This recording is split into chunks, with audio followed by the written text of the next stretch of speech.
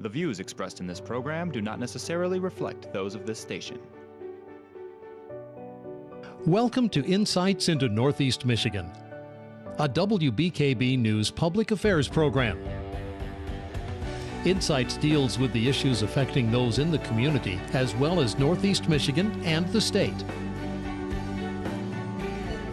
And now, Insights into Northeast Michigan.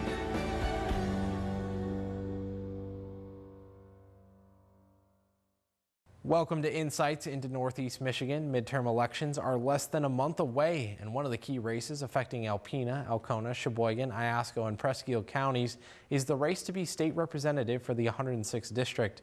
Republican and current state representative Sue Allor will look to retain her position. She's up against Democrat Lora Greene, who defeated John Norton in the August primary.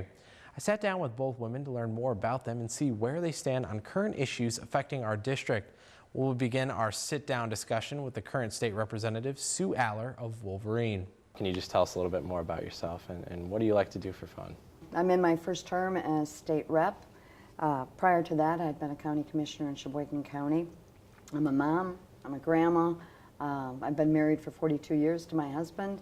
And I guess in my spare time, I like to spend time with my family. It's always fun getting around the grandkids. And then when I do have a little extra free time, it's nice to go out and kayak. I live in Wolverine. The Sturgeon River cuts right through there, and it's a great way to spend an afternoon. What do you think are the three biggest issues facing the 106th district right now?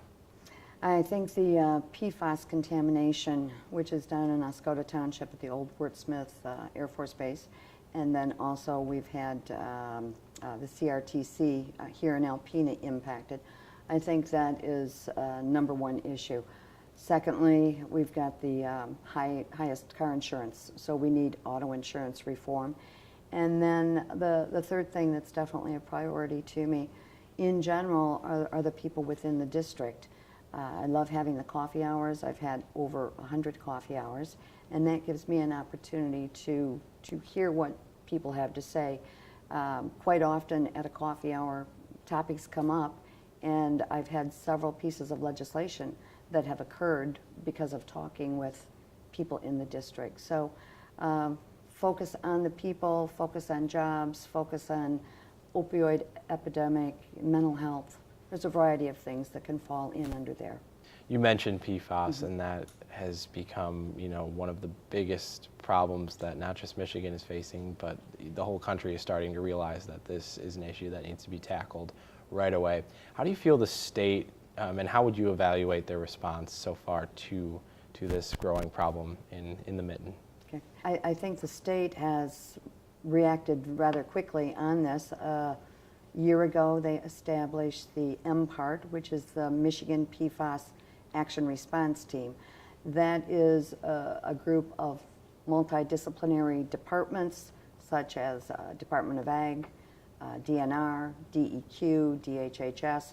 They work together to try and focus on this PFAS problem. There has been a variety of testing done throughout the state. I think all of the municipal water systems and school systems are on target to be tested. They're not quite done with all of that, but they've definitely got to focus.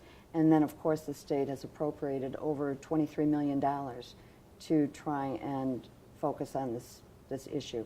Unfortunately, we're not getting the support in the case of Fort Smith or Alpena with regard to the contamination. The federal government seems to be moving very slowly on that. So we've recently just had some new information from Enbridge and the state about a new multi-million-dollar tunnel system that would run under the Straits of Mackinac. And we all know Line 5, the pipeline, is such a big deal around here and all around northern Michigan. I mean, it could affect our tourism, our water, if it were to ever erupt or break, or if there was something to go wrong.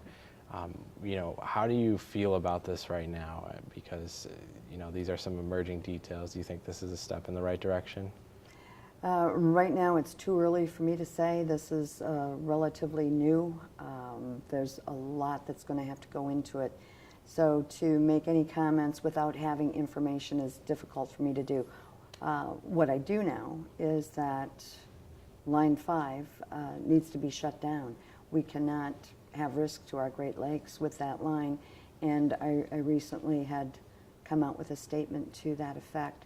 I've also recently passed a bill. There's been several bills passed with regard to anchorage in the straits and notices, signs that need to go up.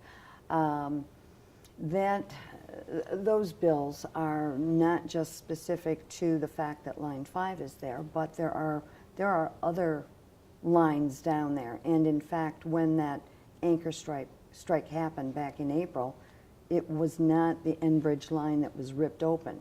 Yes, the Enbridge line was damaged, but it was actually another one that was severed, and there were chemicals or liquids that went out, and we don't know the impact of those chemicals. So some of these bills are also aimed at the other items that are on the ground there.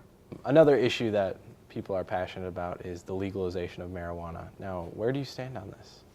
I'm opposed to the legalization of the recreational marijuana.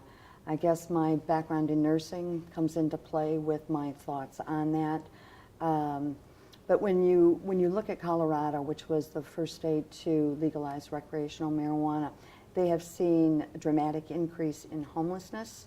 They've also seen a dramatic increase in the soup kitchens, the people who are providing the hot meals to people in need. And I just recently heard that auto insurance has gone up dramatically in Colorado, which could be related to an increase in accidents since the legalization of it. So right now we are already paying the highest rates in the nation. I don't think people want to see their auto insurance rates go up again. Coming up next on Insights into Northeast Michigan, we wrap up our conversation with Sue Allor and begin chatting with Lora Greene. Stay tuned.